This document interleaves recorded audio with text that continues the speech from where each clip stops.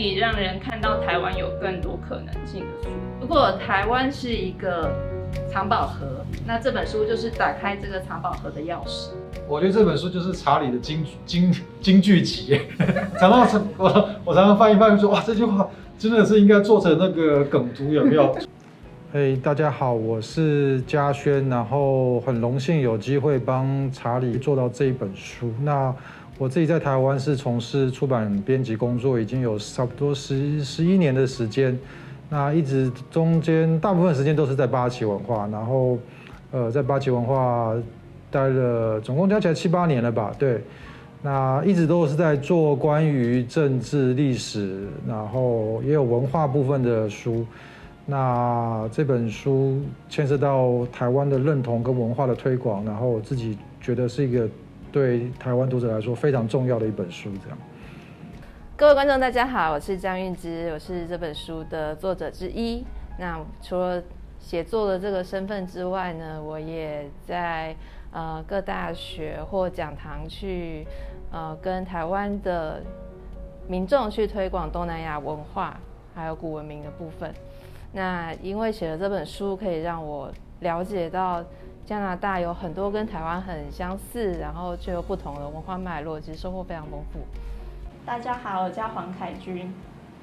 我的主业是翻译书籍的翻译，然后这一次受到嘉轩的委托来写这本书的稿子。这样，八旗文化是一个算是在台湾小有知名度。那我们最广为人知，大家一听到这名字可能很好奇，就为什么叫八旗哦？那答案理由也很简单，就是因为我们的总编辑他是来自中国，然后他本身是满人，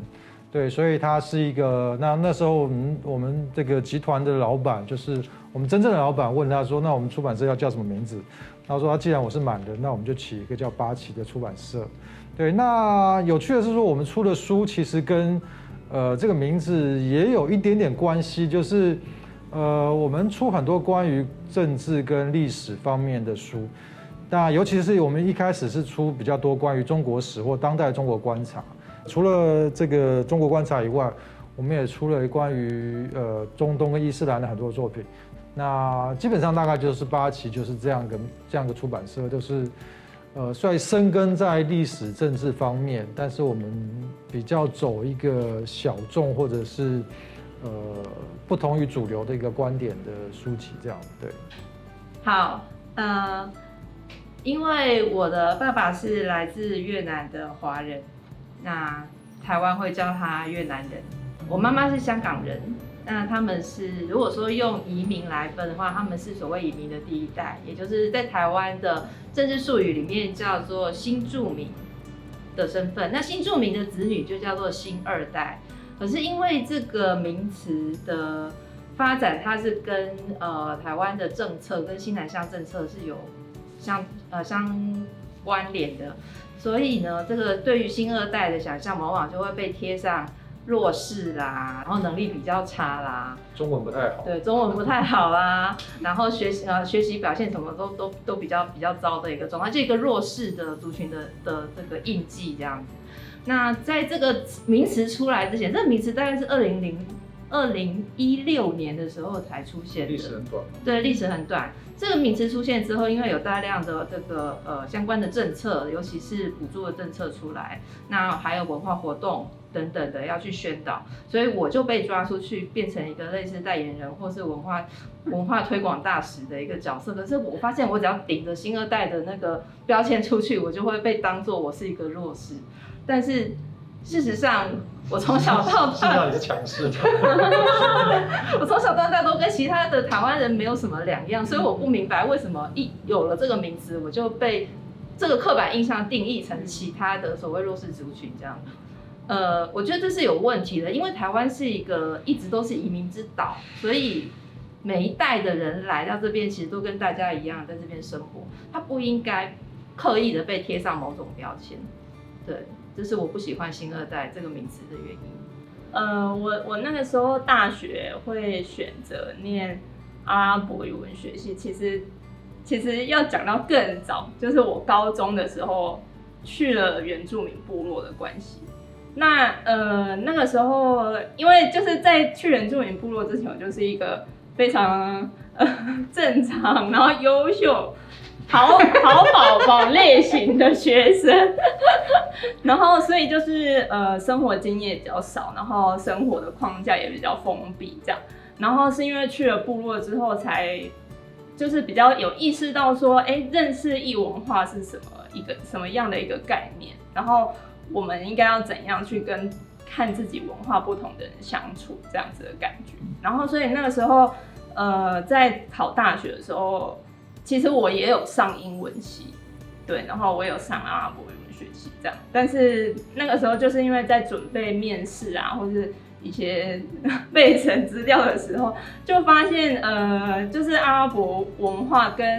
就是对我来讲，跟部落的文化是有一点。我不是说他们的文化类似，是说就是它也是同样是一个我比较陌生，然后我比较不熟悉的一个文化，然后我会觉得如果能够透过语言去看这个文化，会还蛮有趣的，所以后来我就选择了阿拉语系这样。然后其实真正比较有意识到这件事，意识到伊斯兰这件事情，应该是我在大3的时候去了埃及，一年，接近1年的时间，然后回来台湾之后毕业，又因缘机会去了出版社工作，就我有当过2年的编辑。那我会进去那间出版社，也是因为他们想要出伊斯兰文化的书，所以才找我进去这样。然后后来遇到嘉轩，也是做伊斯兰相关的书啊之类的，所以就是好像隐隐约约跟他蛮有缘分的这样子，对，我觉得如果要说他改变我人生，不如说他占据了我的人生，这个是个比较大的问题。对，这个自从做了编辑以后，就人生好像没有其他的，没有任何空间留给别的事情。对，但是你刚刚说到，应该这样讲，就是从大学念研究所，本质上来，其实我的关切一直都是一样的啦，就是对于历史、政治这些东西，我一直都是有好奇心，然后也有兴趣。那只不过以前念书就是念书嘛，那你基本上是被动接受这些东西，或者自己做一些研究，或自己好奇这个写东西这样。那现在变成是说你必须让自己有所产出，对，那只是说你产出的角色是说我不是学者也不是作者，但是我是编辑，我的角色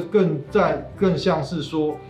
把学者很好的创意或者记者很好的观察跟文章，让他能够用一般大众比较能够接受跟理解的方式呈现出来。我等于是扮演一个类似桥梁的角色，其实就跟你们现在做的事情，我觉得是蛮类似，就是一个桥梁的角色。对，我的身份其实真的蛮难定义的，可是其实都在做同一件事情，就是我从大学的时候我就在做独立记者。就是独立公稿给各个媒体，就报章杂志等等等。那我一直对自己的期许是，我就是一个传递讯息的管道。那如果我看到有觉得很重要的东西，然后是我觉得这个社会需要的，我就会去做采访，然后调查，然后再报道出来。那后来就陆陆续续就开始跟出版业这边合作，那我也在出版界待了几年，包括2019年我从香港的出版社离开，然后回来台湾这样子。那其实做的也都是类似的工作，就是我们去观察这个社会需要什么，然后我们去采集主题，然后再把它转换成大众可以接受的内容，然后去启发大家的思考这样子。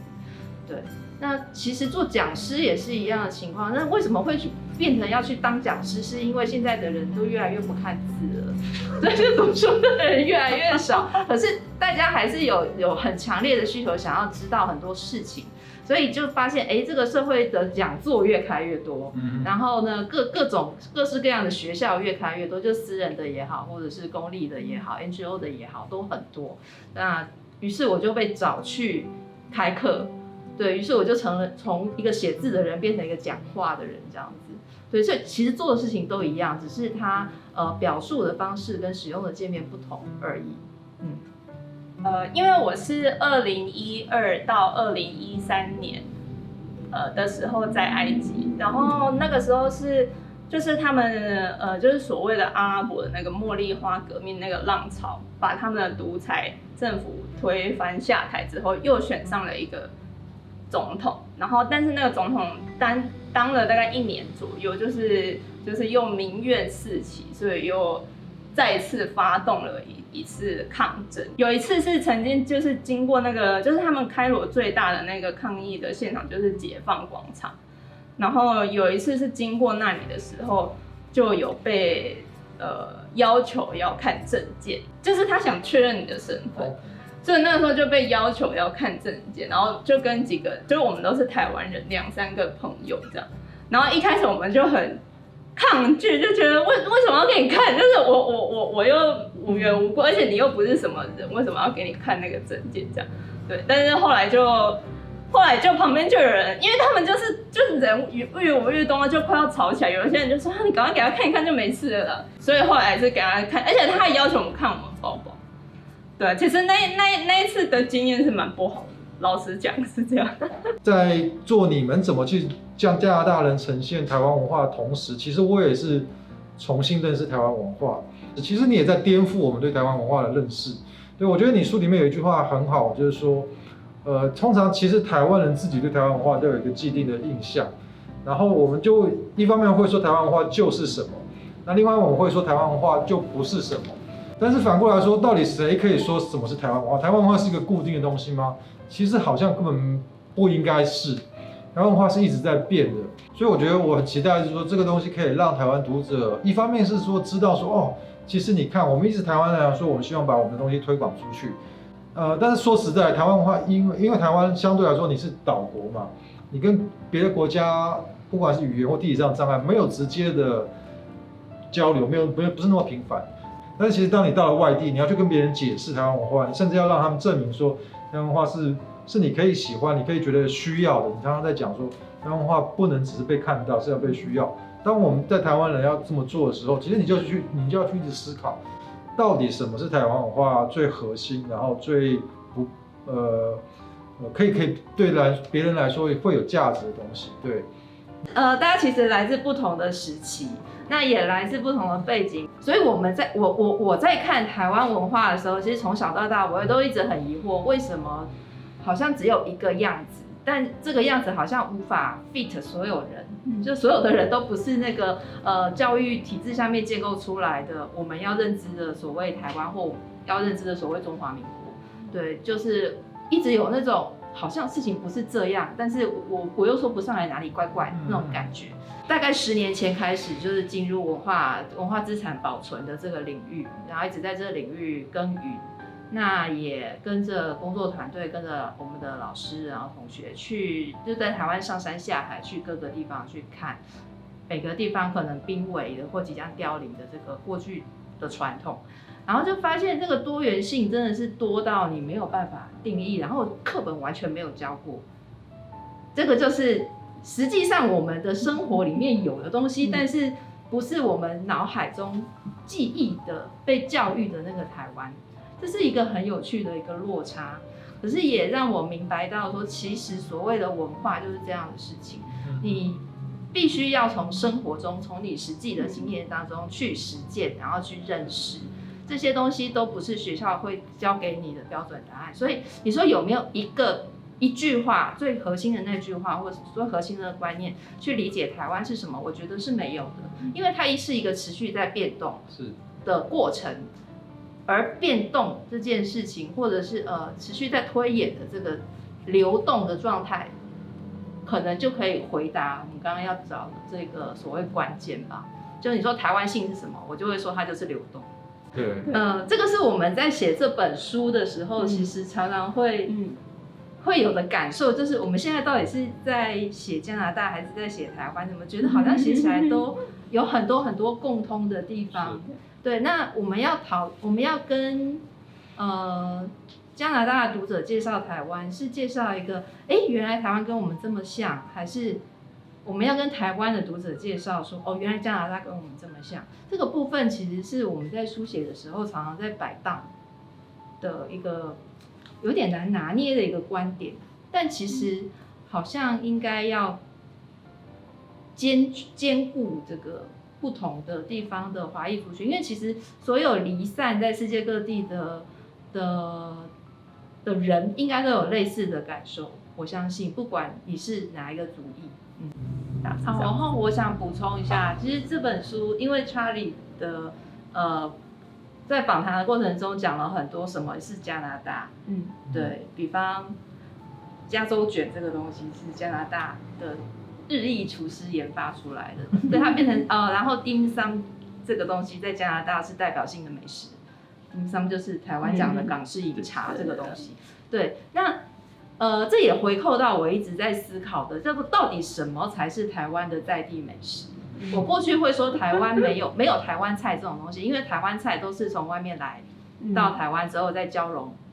再出现的，然后它的基底是可能是粤菜系，可能是这个浙菜系这样子。可是，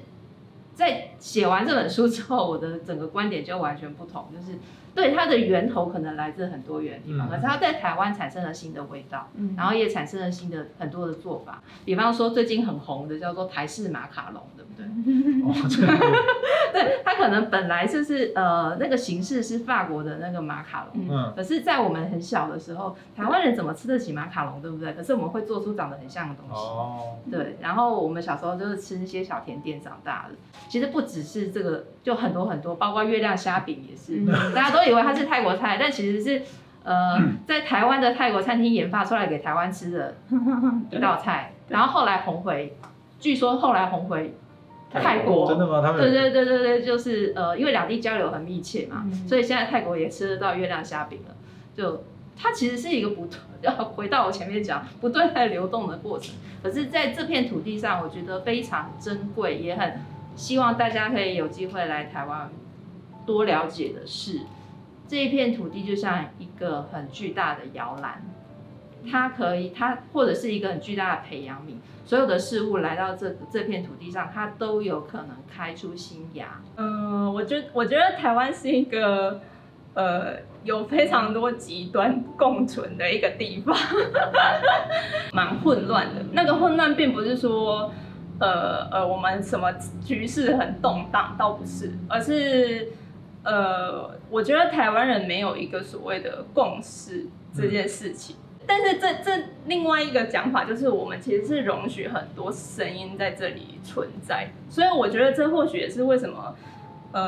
台湾跟加拿大可能很像的点，就是我们都是比较偏向自由民主的国家，所以我们有这样的空间。我自己个人的会感受到台湾跟中国问题，其实也在我去埃及之后比较有感，这样，因为我在埃及有很多中国籍的同学，就是会比较直面的面对到国族这件事，所以那时候也一直在想说，到底有没有一个所谓的台湾文化呢？我在写这本书之前呢，对加拿大的认识几乎是零，因为我大概唯一跟加拿大比较有接近的就是上儿童美语的时候呢，我的老师是加拿大人，然后我写完这本书之后，我才就是听 Charlie 讲啊，然后也听那个团队伙伴们，然后还有因为过程找一些资料，才发现说原来就是在加拿大多元文化价值是一件这么重要，而甚至可以放进宪法里面的事情。就这件事让我非常的惊讶，我觉得有很多比较隐性的问题存在。就是你说台湾对原住民的压迫程度，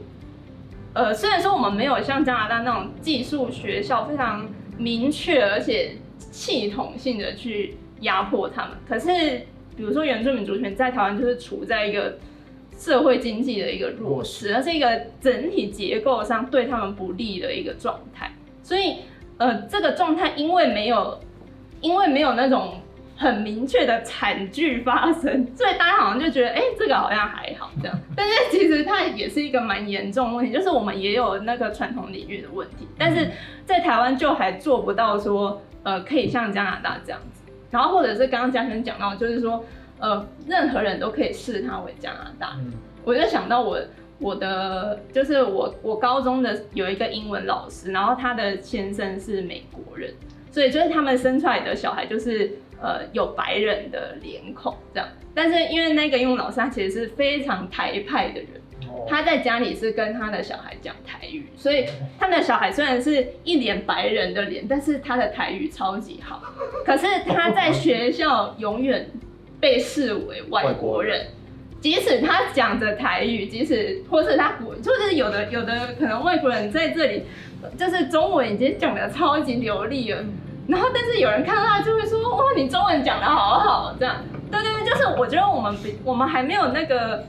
到那个程度，说把一些外来的人都可以视为自己的一部分的状态。就是虽然说我们文化之间没有很明确的冲突，但是我觉得这也是一个。就是加拿大比我们前进一点的地方，这样，对，所以就我也很希望，就是台湾人可以像加拿大的状态，就是比较意识到说，不管是什么长相或是什么族群的人，他都有可能是台湾人的这种状态，因为我爸爸那边是越南华人嘛，所以在1970年代逃难潮的时候，我们家就我爸爸他那边的亲戚，就包括我爷爷奶奶，然后他的兄弟姐妹，有一半都逃到加拿大，应该说是被加拿大政府接收，所以我们家有非常多的家人在加拿大生活，就是家人他们会一直跟我们聊，就是比较像是旅游观光的景点的这样的内容，不然就是跟我们讲有枫叶啦，或是有鲑鱼吧。OK。对，然后要不然就是我们小时候的那个看清秀佳人的影集，知道有爱德华王子岛。对，其实都是景色美丽这件事情。那写了这本书之后，就发现其实加拿大它面临有很多的问题，其实都跟当时大英帝国在全球扩张有非常密切的关系。因为之前我在澳洲待了1年，其实那时候最常遇到的问题就是白澳政策它留下来的社会冲突，不管是原住民的这个转型正义问题也好，你到每一个城镇去，其实都在进行原住民的艺术的展览，然后去控诉过去的那个文化屠杀的这件事情。然后写了这本书才发现，原来加拿大看起来这么和平的祥和的地方，也有一样的历史。那同样的，就是这个问题，其实在世界上各个地方曾经，不管你是不是殖民地也好，或者是后来成为一个移民国家也好，其实都会遇到类似的状况。那我觉得很有趣的是，在大部分的地区，这样的冲突都很明显。可是，在台湾好像反而相对的比较温和，族群之间的那个对立没有这么的严重，隔阂没有这么的严重，所以回扣到我们这本书的宗旨，就是台湾可能可以是世界的答案。也许我们可以再来探寻台湾的文化为什么可以让这样各式各样不同族裔的人都可以在这座岛屿相对的和平生活。做这个书里面有一个很明确一个点，让我对加拿大突然肃然起敬，就是你之前就讲到那个 land acknowledgement 那个这件事情，土地宣誓是每次活动之前你们要去讲一段话，就是说，我们知道我们这列出8个原住民的部落的名称，然后说其实这块土地本来是他们的，是我们在这个很感谢他们给我们这个机会能够用这块土地。但是我发现他可以把这个东西上升到一种好像类似我们要唱每次看电影前要唱国歌的这种程度。我觉得这种宣示性的东西，不管你说他是不是真心也好，或者是只是一个政治上的表态也好，我觉得会愿意做这件事情，真的是一件让人蛮敬佩的，就是至少他有做出这个决心来。是你可以看得出来，他这个国家是在不断的反省，不断的让自己要往前进，不断的试图让自己能够各个族群融合在一起。我前一阵子看过一个报道，是说过去几十年来，这个世界上就是每个国家西方进步国家都会开始收容难民嘛。当然，主要的收容难民最大的国家是美国，但是2017还2018，有一度是被加拿大超越的，对，加拿大开始收容难民的每年的数量是全世界最高的。那透过这些东西，你就慢慢看到，其实加拿大是一个不断的在进步，或者是不断的在调整自己如何去看待这个外在世界的一个国家。这点其实是让我特别感动，也特别尊敬的。然后我觉得也刚好是在这个条件之下，台湾文化节可以不断的越来越成功。但一方面，我觉得也是加拿大社会愿意去让不同的肤色、不同的语言、不同的文化的族群成为我们加拿大人的一部分。就是因为有很多它其实是在一个概念下发生的不同的事件。那我们要怎么样去重新组织这个概念，或是重新组织事件的始末，这个是在操作上比较大困难。然后再来就是怎么样找到一个沟通的口吻，去向我们的读者去诉说这一段心路历程。对，然后我们的读者是谁？这个是必须要很明确的去界定，但是这也是我们在过程中不断修修改改的一个原因。在当地的空间经验，就是身体的记忆，其实对于书写是非常重要的。对啊，那因为我们没有办法直接在现场，这个其实也是一个很大的困扰，所以我们必须非常非常倚重 Charlie 的记忆。还有相关的资料，然后去重建那个场景。不过其实这个也很像我们在做口述历史，或者是我们在做从古文献去重新建构某一个可能已经过去了，现在不会再重现的时空，是类似的工作。所以也不能说太困难啊。但我觉得这一点对我来说蛮困难。OK， 对，因为就是我可能那个写作经验没有那么多，所以一部分我对于怎么写啊，就是刚刚韵之讲的那一部分，也是觉得蛮困难的。然后另外一部分就是真的是没有去到现场这件事，因为我个人是非常倚重我自己本身的经验跟感觉。有时候，可能不一定写出来的东西有多大不同，可是我觉得那是一种写下比较有信心，对，比较有信心，对之类的这种影响，这样子，对啊，所以这是这本书困难的地方。不过我想韵之一定也是，就是其实很多故事本身还是都带给我们蛮多力量。对，我觉得写这本书真的，让我觉得蛮受鼓舞的。因为我觉得就是我们的同温层，就是可能我们的同温层都是比较习惯批判台湾的很多事情，然后常常会觉得台湾有很多不足的地方这样子。但是就是在写这本书的过程中，就是那个时候 Charlie 也有跟我讲说，就是其实我们志同道合的人其实比我们想象中的还要多这样。对，只是他们可能用不同的方式在努力，在我们社会的不同的角落在努力着。然后我们或许不认识彼此，但是透过台湾文化节，然后透过你们的描述，我才知道说原来这群人其实是存在的这样。就是我们的同温层可能比我们想象的再厚一点这样子，所以会觉得比较有信心一点对于台湾这样。我很认同凯君刚刚讲的，因为其实之前我一直在台湾出版业工作，然后就觉得看到那个书籍销量的数字不断的还好你现在不在，你现在在的话，现在更心痛。对，就是有很大的一个挫折感，就是我们在试图想要跟我们的读者沟通，说我们怎么样可以有一个更宏观的视野，或者是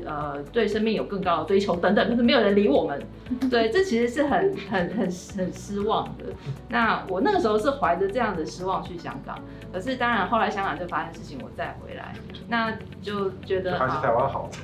回来才发现台湾真好。就台湾它其实是一个很温暖的地方，它可以很温柔的去承接住很多事情。那可是对于这个不管是知识的追求的沦丧也好，或者是文化的水平的下跌也好，这些现实都还是存在，所以普遍我们的同温层会呈现一种很焦虑，对啊，焦虑甚至是沮丧的心情。可是这一年多来跟嘉轩、跟凯勋、跟台湾文化节团队一起工作，我其实真的是，这不是场面话的。不是，我真的受到非常大的鼓励，就是所以原来不是我在坚持这种傻傻的事情，就是我常常看嘉轩的脸书，会在想，嘉轩你这不是在讲反话吗？你们可以讲出这么高大上的言论，也许有的时候是反话。对，就是原来你相信哦，原来不是只有我这么傻，原来嘉轩也傻傻的，然后对，但傻傻的去相信这个世界上，在这个人世间还有更高的价值可以追求。我觉得能够遇到你们，你们真的是我生命中的天使，真的太感动了，太感动了，给我很大的鼓励，谢谢。太感动了。最了不起的就是说，看到有这么大一群人真正的很努力的在去反省台湾到底是什么，然后试图说服别的国家、别的族群的人说，知道哦，台湾其实有这么多很好的东西。这个努力的过程，我觉得本身可能就已经回答了台湾到底是什么，就是一个不断去反省跟追寻，然后跟分享的一个经验这样子。我觉得这个整个工作，其实都蛮令人蛮感动跟蛮振奋的这样。就里面有很多东西是比较小细节的东西，但是在我们看来，其实对于台湾人来说，其实是蛮震撼的，或者是说，原来加拿大人会这样想。比如说你一开始第一章、第二章就提到说，那时候加拿大内部有争议，说我们应该怎么去称呼台湾文化节，或者说我们要怎么去，因为中国那边会抗议嘛，说台湾不是一个国家。但是那时候是湖滨中心吗？还是有一个对湖滨中心就写信跟你们说，你们怎么称呼自己，怎么认定自己，我们就是用你们那个方式。我觉得这其实是一个非常小的事情，只是怎么称呼这件事情。但你也看得出来，他对于不同的人如何看待自己，他是一个绝对尊重的一个态度。他不会说从重政治或者是从商业的立场来看，而是说你怎么看待自己，那我也怎么看待你这样。我觉得这都是很小的事情，但是对加拿大人好像就是喝水一样自然，就是空气中的一部分。但是其实，在台湾也还要在学习跟对。它是一个不同的完全相反的思维，就是我们的受教育过程是我们透过别人的肯定来定义我们自己。可是，在加拿大似乎是你怎么定义自己，我就怎么定义你，我尊重你的自我表述。对，我觉得这是我们应该要好好的去努力的方向。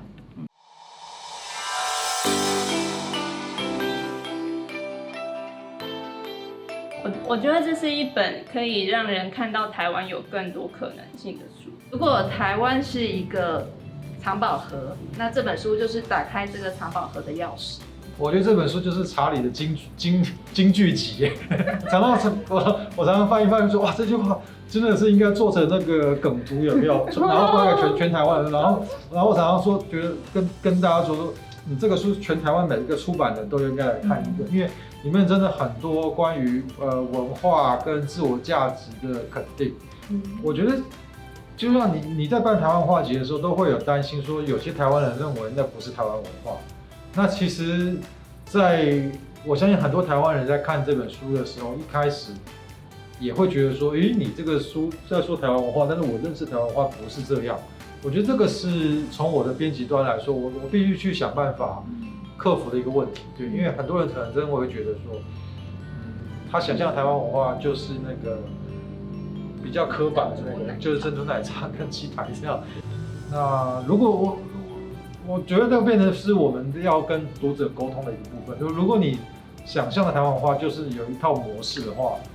你可能就没有办法欣赏这个书里面比较特别的东西。对。是我的话，我倒是会觉得，就是有些人台湾人可能会把它视为一个新的典范。就是我觉得台湾人蛮爱找典范，就是想要 follow 某个东西这样。对。但是其实我觉得这本书并不是这个用意。并不是要设一个典范让你去追随，而是告诉你说有很多的可能性。这样，我其实看到这个说明的时候，第一个疑虑就是因为台湾的社会非常习惯标准答案，就是你刚刚讲的这件事情。台湾如果是世界的答案，它是一个怎么样的标准答案？这个会是第一个直觉。可是我们要梳理头的目的就是要颠覆这件事嘛，就是台湾不是一个标准答案，但它会是很多的答案，一种答案的方式。是热心公益这一块吧。就是我们可能就是我觉得我们很多人一般人可能不一定会想到很深的，像我们刚刚讲的什么结构性的问题，他可能不会去想那些。可是当有一个需要的人在你面前的时候，我相信台湾有很多人是会愿意去帮助，包括最近最有名的，我们收到的反馈就是那个日本311时期的那个时候。对，就像比如说，可能某个地方有赈灾，台湾人就是会很愿意，比如说捐钱啊、出钱出力啊，或者是现在疫情也是，对，我觉得这是蛮温暖的地方。从香港回来，我的那个感受非常深刻的是，当大家一知道你有需要，大家会想尽办法来帮你。而不是先去思考我们的那个利害关系是什么。这个是台湾人很有趣，我们常常会说台湾人有一种宏大，就是憨胆，就是他不会去思考说我来帮你这件事情会对我造成什么伤害，没有，我就想说你需要帮忙，我赶快来帮你，但是我这个帮你会不会害到你，他也不会去想，对，就是很想要对别人好，那这种个性，我觉得是很可爱的，对，很温暖的。台湾的温暖在于说，你首先你不能看电视，也不能看网络，或者说你要慎选你要看的媒体啊。我觉得，如果有时候你看一些特定的媒体，或者你会觉得哇天哪，台湾快亡国了。那我自己最近有个深切的体会，就是我前一阵开始加入，因为我们这个办公室在新店嘛，那我住的地方也在新店。我有加入新店的一个地方社群，那在疫情这一段时间，我就发现其实你看网络，就是大家都会互相指责啊，说为什么疫苗不够啊，为什么施打程序有问题啊，然后打了以后怎么样，